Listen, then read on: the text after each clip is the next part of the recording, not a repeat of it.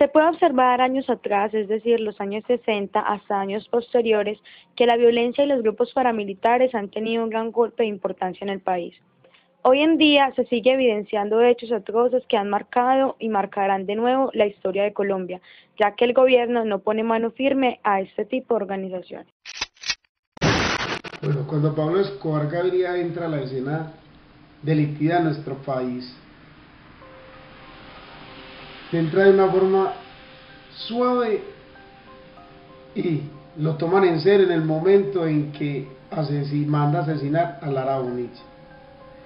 Tiempo atrás, Pablo Escobar hacía lo que quería en esta ciudad, sobre todo en Medellín y sus alrededores. Es habitual oír que los paras, como se les dice popularmente, hacen parte del lado oscuro o izquierdo de las Fuerzas Armadas, que son solo delincuentes comunes, o que por el contrario son solo campesinos forzados a pertenecer a la guerrilla para salvar su vida o la de sus familias.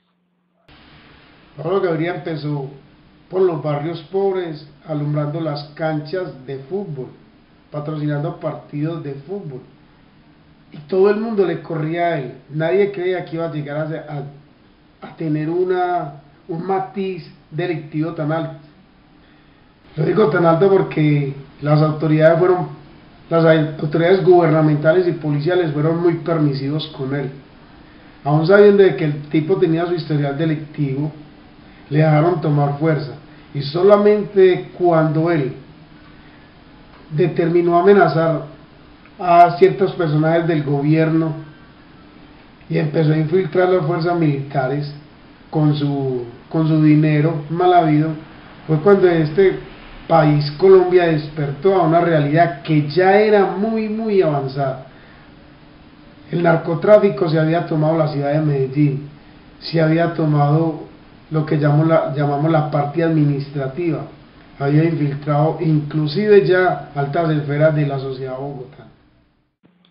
Estas organizaciones han desestabilizado tanto el país que en esa lucha frontal del gobierno frente a esta clase de delincuencia, muchos de los actores de las diferentes instituciones han copiado sus métodos de infundir terror, desencadenando todo esto en miles de muertes en un país donde el accionar de la extrema izquierda y la extrema derecha se notan en la muerte de líderes y personas civiles inocentes, siendo calificados como un país de terroristas.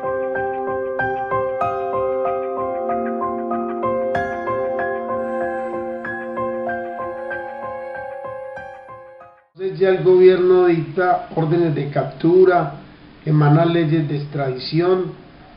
Entonces hay una guerra abierta de Pablo Escobar para con las fuerzas militares y de policía. De tal manera que la delincuencia se sintió confiada enfrentando a las instituciones como la Policía Nacional, la cual dio una cuota muy alta de hombres, puesto que le puso un precio a cada policía. Empezó con una cuota de 500 hasta 3 millones de pesos, y esto le abrió los ojos a todos los delincuentes de la ciudad, inclusive vinieron de otras ciudades, y lo que causó una gran baja en el pie policial en esta ciudad y gran temor. Gracias a Dios, las autoridades gubernamentales ya a nivel Bogotá vieron que esto se le estaba saliendo de las manos y ya pusieron mucho más atención en ello. Por eso mandaron grupos de inteligencia y contrainteligencia, y mandaron a traer aparatos de rastreo desde Alemania y Estados Unidos, con lo cual se interceptaban llamadas, conversaciones telefónicas, movimientos de personas a través de líneas telefónicas, que es el resultado, con esas operaciones es el resultado del gran avance tecnológico que tuvo la policía en esa época. El ELN, Ejército de Liberación Nacional, se originó en 1965 en Santander como un proceso radical de algunos sectores del Movimiento Revolucionario Liberal MRL, el cual lo lideró Alfonso López Michelsi a finales de la década de los 50. Actualmente se calcula que cuenta con 5.000 combatientes en 30 frentes alrededor de todo el país.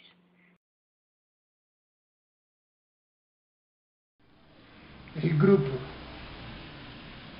subversivo que más golpeaba a Antioquia era el ELN. Era un grupo con tendencia a la violencia como manera de hacer creer que era la forma de tomar el poder en el país. El ELN cometió demasiadas tomas guerrilleras, muertes a muchos uniformados y asalto a puestos de policía. El ELN quizá fue uno de los grupos también que más fue combatido en Antioquia, tanto por el paramilitarismo al mando del señor Castaño, que llegó casi al exterminio de ellos, y se podría decir que el ELN tiene facciones muy disminuidas de hombres y que operan muy aisladamente. Por tal motivo ellos tuvieron que recurrir como para poder seguir vivos en el sistema de que ellos lo llamen por la causa, unirse a la FARC, algo que funcionaron a nivel metropolitano. Cuando estos bloques se ven diezmados con el pedido de Uribe de que se entreguen las armas, cesación del conflicto, sí señor, se entregan. Ahí hubo un tapado, ahí se entregaron muchachos que nada tenían que ver con el conflicto. Todo el mundo lo sabe, la opinión pública sabe que ahí hubieron personas que nada tenían que ver con el conflicto, pero los beneficios que daba el municipio, la gobernación y el gobierno a estos muchachos que entregaban las armas eran muy atractivos. Entonces, ¿qué hicieron? Llamaron muchachos que nada tenían que hacer, los metieron, los uniformaron y le hicieron el tapado al gobierno. Cuando le hacen el tapado al gobierno, hacen esa cesación de armas los jefes, los que en realidad eran paramilitares, los que en realidad eran milicianos, los jefes de esos grupos, los que sí sabían accionar las armas y mover las masas, son los que quedan afuera con armamento de largo alcance, y es los que forman lo que llaman hoy las BACRIM. ¿Qué son las BACRIM? Es lo que antes llamábamos paramilitares en la ciudad o autodefensas. Las BACRIM son residuos, son hombres que fueron antes, que habían firmado una cesación de armas, que supuestamente se habían entregado al gobierno para un tratado de paz, y se aprovechan de esa inmunidad que les da el tratado de paz con el gobierno, o sea, la cesación de armas, el de no más al conflicto y una bonificación que les da el gobierno, para ellos poder hacer su jugada maestra. Se dedicaron a cuidar cultivos de cocaína, rutas, y es lo que hoy llamamos las famosas BACRIM. ¿Por qué no se acaba el conflicto? El conflicto no se acabará nunca, porque la droga es una forma de financiar las guerras que ellos quieran, y es una forma de obtener dinero de una manera muy fácil. Es que es muy fácil, porque la droga es algo que se vende como si fuera oro en polvo. Entonces ellos están enseñados a recibir demasiado dinero, muy fácil, y tener poder. Por tal motivo es una guerra que, fin, no se sabe cuándo lo tendrá. Desde que Álvaro Uribe Vélez tomó la presidencia de Colombia, en el país existían aproximadamente 12.000 hombres en armas en distintos grupos de las autodefensas.